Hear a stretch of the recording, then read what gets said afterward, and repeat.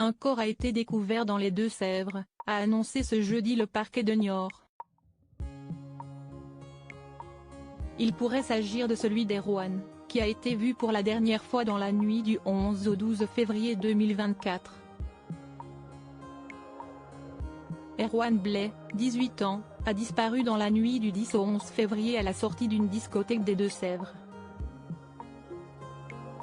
Il avait été mis à la porte par les agents de sécurité après un incident sans gravité en raison de son état d'ébriété selon les informations de BFM TV. Son téléphone a ensuite cessé d'émettre vers 2h50 cette nuit-là. La dernière image de vidéosurveillance montre le jeune homme sur le parking, au pied d'un lampadaire près des arbres.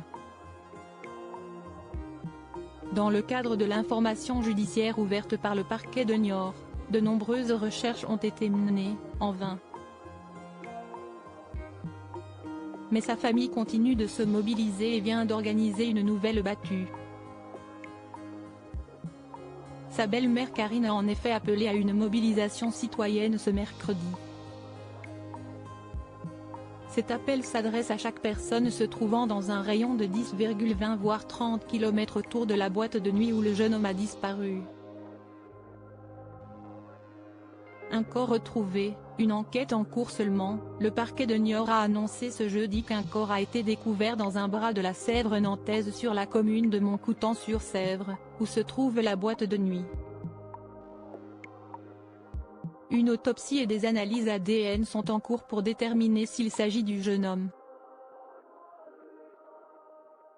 Si est le cas, son décès serait ainsi confirmé et il n'y aurait ainsi plus aucun espoir pour sa famille et ses proches. À l'image de l'affaire Émile. Le communiqué du parquet a été relayé par nos confrères de Ouest France. Une enquête en recherche des causes de la mort a été ouverte après la découverte d'un corps à Montcoutan-sur-Sèvre peu après 16h15 ce 4 avril 2024. Un corps sans vie a été découvert par un pêcheur dans un bras de la Sèvre nantaise à Montcoutan-sur-Sèvre. Le parquet de Niort a immédiatement ouvert une enquête en recherche des causes de la mort confiée à la section de recherche de Poitiers et à la brigade des recherches de Parthenay et se rend sur place en présence d'un médecin légiste et de la brigade nautique de La Rochelle, peut-on lire.